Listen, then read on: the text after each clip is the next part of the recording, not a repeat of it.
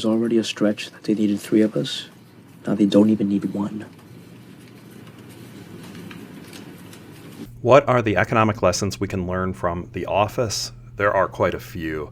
In this clip, we're going to examine what happens when new technology threatens the accountants' jobs. Let's go to the clip. So when the customer makes an order, it gets emailed directly to the warehouse. So what do the accountants do?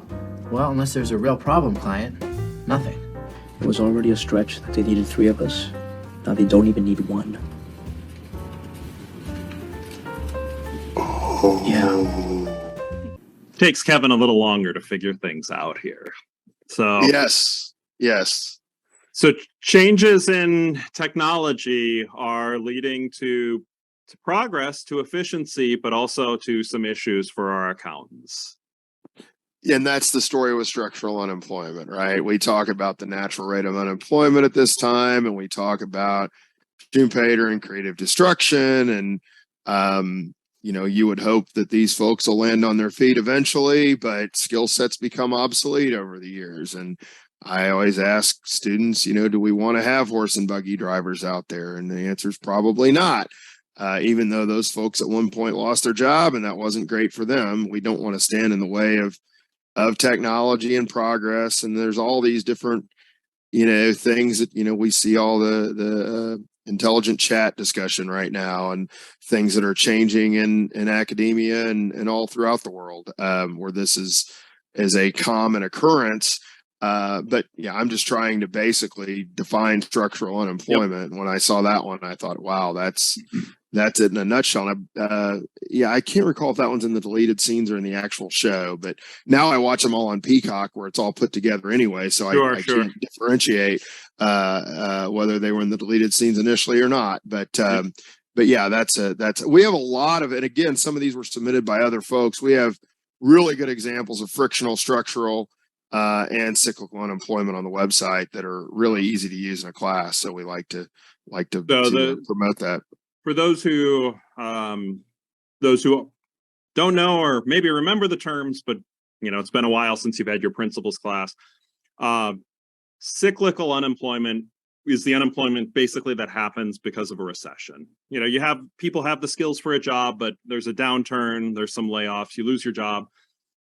You're going to get a job back once the economy rebounds. Frictional unemployment's the unemployment because of frictions in the economy. If you jump onto the job market, it can take some time to find a job, or if you're switching between jobs, you have skills for a job, but it takes some time to land a particular job. And this is showing a third type, really, it's 3 that are talked about. It's structural. If automation replaces the need for accountants, they have a skill set for jobs that is just no longer needed anymore. And therefore they would be, structural unemployment, which is really where there's the biggest problem. And you mentioned like horse and buggies. I mean, agriculture, farm workers used to be the vast majority of people in the States, right? Used to work in farm. That doesn't happen anymore. So what are, there's some. And just as a quick aside, Matt, you drive on the side of the interstate, and there's always this sign that says one Kansas farmer feeds X number of people. And the exponential growth in that number, even in my lifetime, is just amazing. Yeah. Which is really good for society. I mean, it's good, but it does cause pain for those who lose their jobs. Curious, what do you see as some areas like right now where we're seeing jobs that are being lost? Kind of structural unemployment. I mean, I can think of one right off the top of my head, and then one that I could see coming down in the next few years.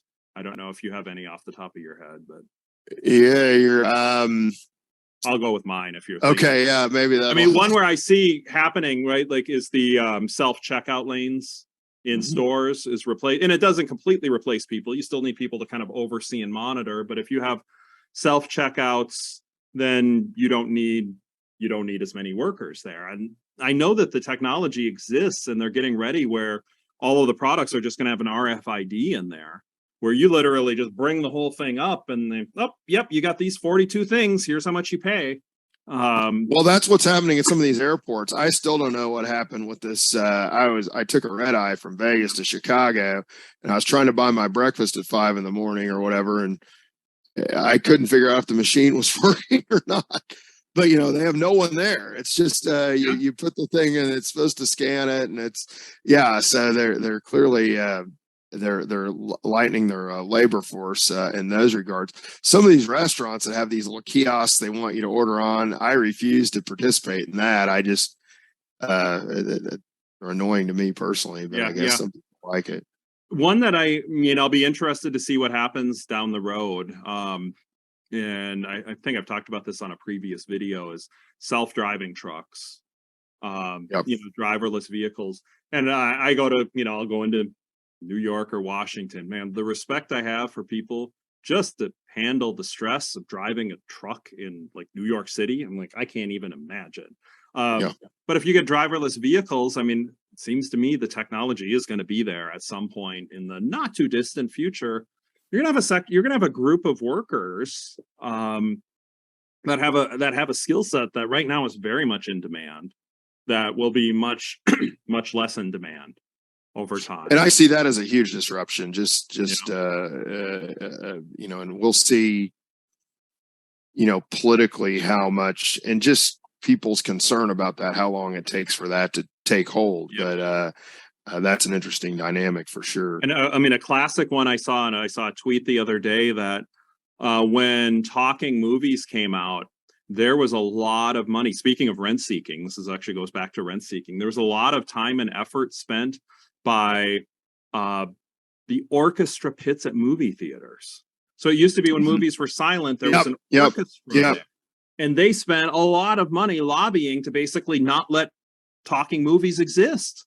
So, and at the time, right, a lot of that, let's not minimize. That would have been pretty brutal for the people who were working in those jobs and lost the jobs. But if you haven't seen the most recent Downton Abbey movie, this kind of a clever take on that in that movie. It's pretty humorous. But it's those examples happen. Their accounts. I can speak. We have an accounting major. Business school. I can tell you at this moment there is very little threat of them being structurally unemployed. They're gobbled up fast, often a year before they graduate. But a fantastic clip. So thank you for watching, and a big thanks to Dan Kuester from Kansas State University for joining for that conversation. If you'd like to learn more economics in a fun way, I love making economics accessible, often using pop culture like with The Office or Curb Your Enthusiasm, Star Wars, Friends, you name it. Please subscribe, and would really appreciate it also if you'd like the video. And to everybody out there, we'll see you in the next video.